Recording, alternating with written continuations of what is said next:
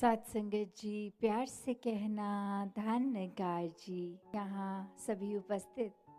जो हमेशा दिल अपना इस परमपिता परमात्मा इस निराकार में लगा के ये भक्ति भरा जीवन बिता रहे हैं, तो वो जो भाग की बात आती है कि अक्सर हम ये तो दुनिया में देखते हैं कि ये शब्द ही कि ये भाग के अर्थ कितने अलग हो जाते हैं। एक वैसा भागना जिसको दौड़ना भी कहा जाता है, एक वैसा भाग कि इसके टुकड़े कर दिए जाएं, इसके भाग कर दिए जाएं, एक ऐसा भाग जो शामिल होने की बात होती है, हिस्सा लेने की बात, भाग लो, और एक भाग्य की बात कि ये किस्मत की जो बात आती है। तो हमें ये किस्मत ने तो भाग्य ने ऐसा बना दिया कि इस संसार में इस मनुष्य योनि मिल तो गई, ये आत्मा का कल्याण जिस योनि में होना है तो ये तो हो गया। अब हमारा ऊपर ये चुनाव कि हमने जीते जी कौन सा भाग लेना है। क्या हमने अपने कर्तव्य जिम्मेवारियां और जो मनुष्य जन्म का परम लक्ष्य ये परमात्मा को पाना, अपने आप की पहचान करनी, इसमें कैसा भाग्य लेना है? वो भाग लेना है कि जिम्मेवारियों से इस लक्ष्य की प्राप्ति से दूर भाग जाएं, या फिर इसका भाग बने। अक्सर संसार में कैसे वो समय भी ऐसे आते हैं कि हमें लगता है कि इस समय क्या हम घर परिवार की जिम्मेवारियों को पूरा करें या इस समय और कुछ किया जाए, तो बहुत ही ये तनाव से हो जाते हैं, ये दिमाग दिल बट जाता है, उसका भाग हो जाता है। तो बात वही कि जब ये परमपिता परमात्मा ही सब कुछ है, इसी के अंदर पूरा सृष्टि, पूरा ब्रह्मांड हमारे भीतर, सामने वाले के भीतर,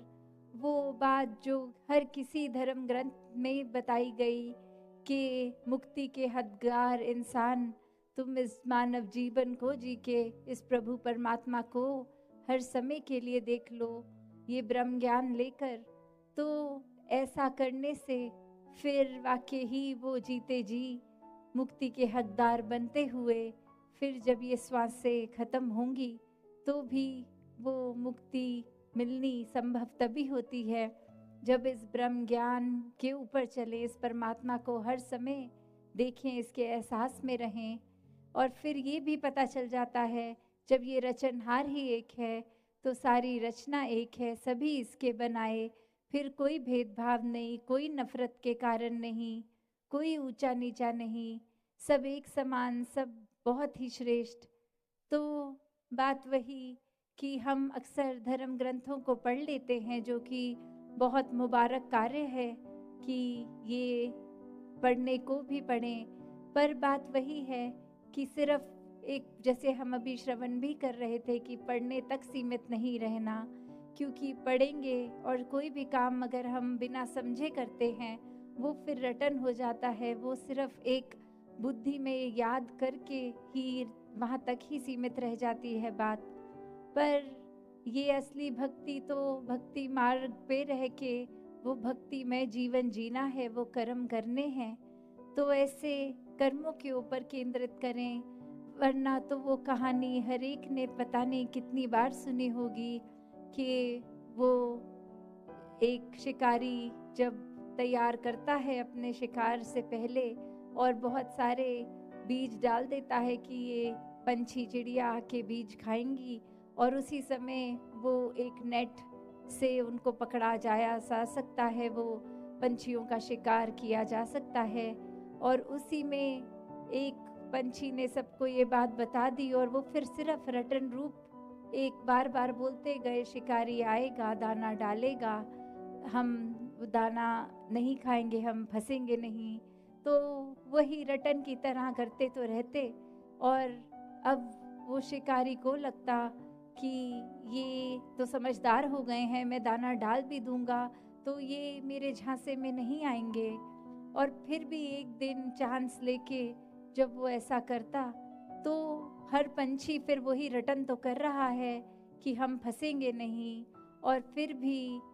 दाना डालते ही सब वो दाना चुगने जाते हैं, और कैसे उस नेट में फंस के, वो जाली में फंस के वो शिकार बन जाते हैं। और जब शिकार बने भी गए तो भी यही बोली जा रहे हैं कि शिकारी आएगा, दाना डालेगा, हम नहीं फंसेंगे। तो बात वही, ये रटन का मार्ग भक्ति मार्ग नहीं है। ये एक परमात्मा को समझ के, देखकर, इससे प्यार करके फिर हर कार्य करना भक्ति बन जाता है। ऐसा जीवन ही जीना संतों ने सिखाया है कि कर्तव्यों से, अपने जिम्मेवारियों से पीछे नहीं होना, पर सबसे पहले प्राथमिकता फिर भी इस परमात्मा को ही देनी है। मन में सिर्फ परमात्मा जब होता है तो वहम भुलेखे, अंधविश्वास इत्यादि सब दूर होते जाते हैं, क्योंकि ये स्पष्ट होना एक जीवन में, वैसे भी हम कोई भी कार्य करें तो वो अंधाधुंध कार्य ना हो, उसके पीछे वो कारण पता हो कि हम अगर ऐसा कर रहे हैं तो क्यों। तो वो स्पष्टता होनी जैसे हर चीज़ में ज़रूरी है, वैसे ही आध्यात्मिकता का मार्ग, भक्ति का मार्ग, सबकी अपनी भक्ति, एक यूनिक रिश्ता अपना और परमात्मा का जो बनता है, तो ये हर एक को सही कारण से करना है, किसी डर डरावे से नहीं, किसी और कारण से नहीं कि घर पे सब कह रहे हैं सत्संग पे चलो तो एक किसी का मन रखने के लिए चले गए। सत्संग तो मन से की जाती है, सेवा सुमिरन निस्वार्थ होके, ये मन की तार परमात्मा से जोड़नी है तो निस्वार्थ होके, एक अपने किसी वजह से नहीं, एक डर से नहीं, सिर्फ और सिर्फ प्रेम के ऊपर आधारित है ये भक्ति का रिश्ता। तो अपने रूह की इस परमात्मा से मिलन के लिए भक्ति की जाए, सही कारण से भक्ति की जाए, तो दातार सभी पे कृपा करे